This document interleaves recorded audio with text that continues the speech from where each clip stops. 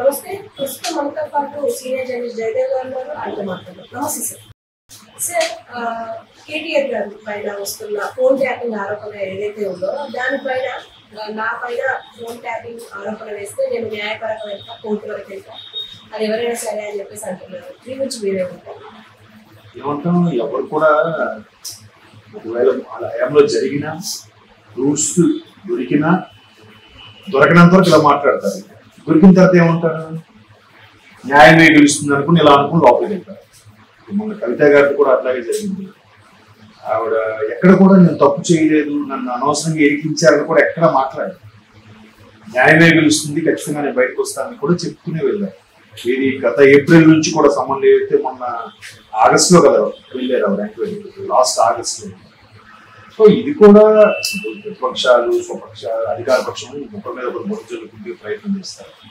అయితే ఇప్పుడు కాంగ్రెస్ ప్రభుత్వం వచ్చిన తర్వాత ఏం జరిగిందంటే ప్రతిదీ కూడా డే 1 నుంచి కూడా ఎలా అయిపోయిందంటే ఎక్స్ట్రీమ్ లెవెల్కి వెళ్ళిపోతున్నట్టు అనిపిస్తుంది కాంగ్రెస్ పార్టీ. మీరు అంటే వీళ్ళు నిజంగా తప్పు చేశారా లేదా వాళ్ళు మరీ భూతత్వంతో వెలుగుతుంటే దొరుకుతున్నారా తెలియట్లేదు. కానీ అంటే ఇప్పుడు గుడ్డు ముందా పిల్ల ముందా అన్నట్టు కొంత పరిస్థితి.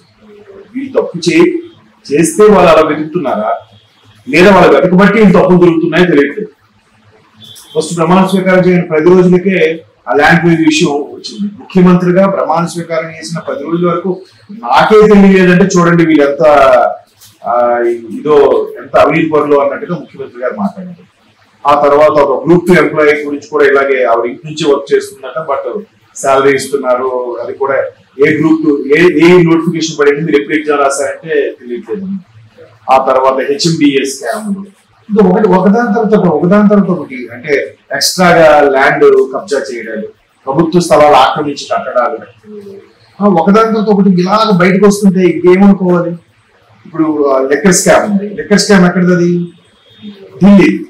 అది ఒకవేళ హైదరాబాద్ అయి ఉంటే మళ్ళీ రేవంత్ రెడ్డి గారు ఇరికించారో అని ఉండేవారండి. మేబీ రేవంత్ రెడ్డి గారు వర్సెస్ కాంగ్రెస్ పార్టీ అని. ఇప్పుడు లెక్కర్ స్కామ్ అని అంటున్నారు కాబట్టి బీజేపీ మీద తోసేస్తున్నారు. ఢిల్లీ పోలీస్ కూడా అవ్వచ్చు కదా, లేదా ఢిల్లీలో ఎవరైనా ఉన్న వాళ్ళు అక్కడ బాగా ఇబ్బంది పడి వాళ్ళు ఎవరైనా లేఖ రాసింది వచ్చు కదా, అది జరిగింది.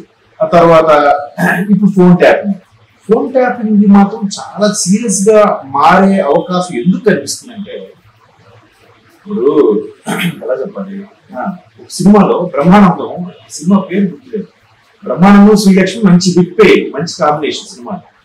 అందులో ఏంటంటే ఆమె ఒక స్వామీజీని కలుస్తారు. కలిసిన తర్వాత స్వామి నాకు ఒక వరం కావాలి, ఏంటది, ఎదుటి వాళ్ళ మనసులో నా గురించి ఏమనుకుంటున్నారో నాకు తెలిసిపోవాలని కోరుకుంటే ఎట్లాగా అది చాలా కష్టమైన కోరిక, అదే క్లిష్టమైన కోరికనైనా అదే ఇబ్బంది పడతావు అనుకుంటాను స్వామి. లేదు స్వామి నాకు తెలియాలి అసలు. ఇంకా అది తెలుసుకున్న వరం వచ్చినప్పటి నుంచి ప్రతి సమస్య.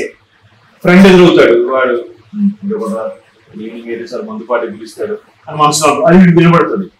తర్వాత ఇంటికి వెళ్ళేసరికి తయారయ్యాడు సార్, ఇంకా టైంకి వచ్చేస్తాడు, ఏ సీరియల్ చూడనివాడు, టీవీ చూడనివాడు, అలా. తర్వాత బాబు నాన్న అనుకుని వస్తాడు. వీడికి ఆ సీన్ చెప్పలేదు, వీడికి పుట్టలేదని తెలిస్తే ఏమైపోతాడో అలాంటి తెలిస్తే ఇంకా ఎలా ఉంటుంది. అలాగా ఫోన్ ట్యాపింగ్ ద్వారా ఎదుటి వాళ్ళు ఏం మాట్లాడుకుంటారు, ప్రత్యర్థులు ఏం మాట్లాడుకుంటారు, ప్రత్యర్థులు ప్లాన్స్ ఏంటి, ఇలాంటి వరకు ఓకే. అలాంటివి తెలిసిన తర్వాత స్వపక్షంలో కూడా ఏం మాట్లాడుకున్నా తెలుసుకోవాలనుకున్నారు అనుకోండి, ఎవడుంటాడు ఎవడుండడు, ఎవరిని నమ్మాలి ఎవరు నమ్మకూడదు, ఎవడు ఎప్పుడు వెళ్ళిపోటు పొడుస్తాడో కూడా తెలియదు. ఆ కన్ఫ్యూజన్ వచ్చేస్తుంది కదా. ఆ కన్ఫ్యూజన్ లేదే, ఆ కన్ఫ్యూజన్ తోనే, ఆ డౌట్ఫుల్ రైజ్ అయిన డౌట్ తోనే చాలా మంది కూడా పార్టీ వీడుతున్నారు అనేది ఒక వాస్తవం. చాలా విశ్లేషకులు చెప్పే అభిప్రాయం, నా అభిప్రాయం కాదు. వరుస పెట్టి ఇప్పుడు నిజమే నెలమంటే చేయమని చెప్తే ఏ గవర్నమెంట్ వస్తే ఆ గవర్నమెంట్ వెళ్తుంటారు కామంగా. మరి పట్టుమని మీరు 3 నెలలు కూడా అవ్వకుండానే వలసలు క్యూ పెడుతుంటే ఏమనుకోవాలమ్మా.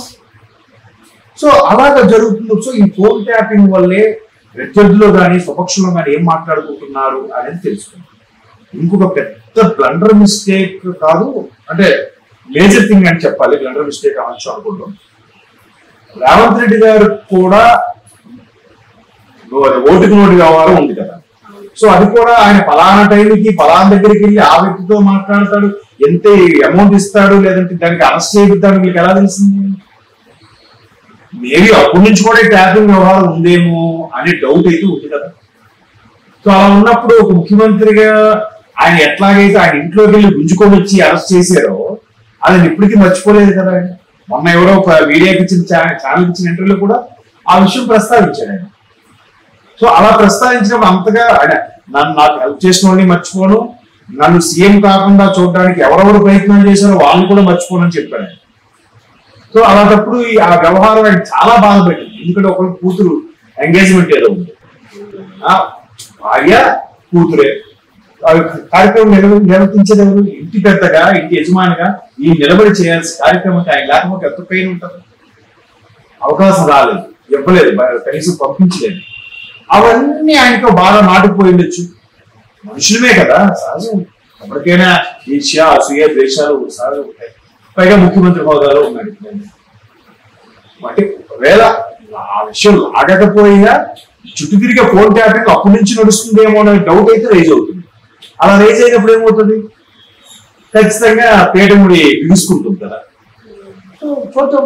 ఇది కూడా మరి కవిత గారు కూడా ఏమున్నారు, ఆగస్టు నుంచి కూడా ఆ సంబంధం రమ్మంటే నాకు మా పార్టీ ఇక్కడ కీలకమైన పార్టీ, నేను ఇక్కడ పార్టీకి ఉండాలి, లేదా నాకు చదువుకుంటున్న పిల్లలు ఉన్నారు, వాళ్ళ ఎగ్జామ్స్ ఉన్నాయి, వాళ్ళకి తల్లిగా నా బాధ్యత నిర్వర్తించాలి, గార్డియన్గా ఉండాలి, లేదంటే ఒక ఆడవాళ్ళ హక్కులు కాలు రాసే విధంగా మీరు ఎన్నిసార్లు రమ్మంటున్నారు అని ఇట్లాంటి ఎన్ని పెట్టినా కూడా వాళ్ళు పంపిస్తూనే ఉన్నారు. తర్వాత ఎంక్వైరీకి రమ్మని చెప్తున్నారు. ఇవన్నిటినీ చెక్ పెట్టాలనే ఉద్దేశంతో ఆవిడ సుప్రీంకోర్టు కూడా వెళ్ళారు.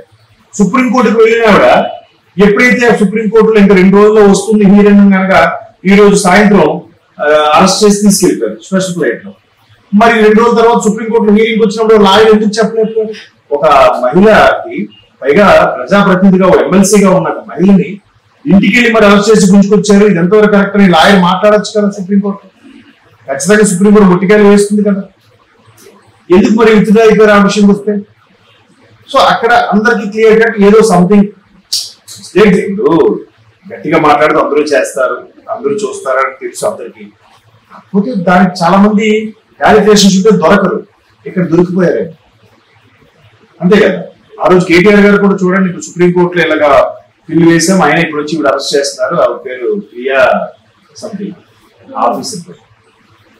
ఆవిడ ఎట్లా అరెస్ట్ చేసి తీసుకెళ్ళిపోయారని చెప్తే ఈ హీరింగ్ వెళ్ళినప్పుడు ఆవిడ ఏం మాట్లాడాలంటే ఏదో మంచి ప్రూఫ్ దొరుకుంటారు కదా, దొరకకపోతే వీళ్ళు విత్డ్రా అవ్వరు కదా. సో ఇప్పుడు కూడా ఈ ట్యాపింగ్ మీద ఇంక పరువు నష్టం దావా వేస్తున్నారంటే ఇప్పుడు పార్టీకి అనుకుని ఉండొచ్చు, ఈయన కాకపోయి ఉండొచ్చు కూడా కదా.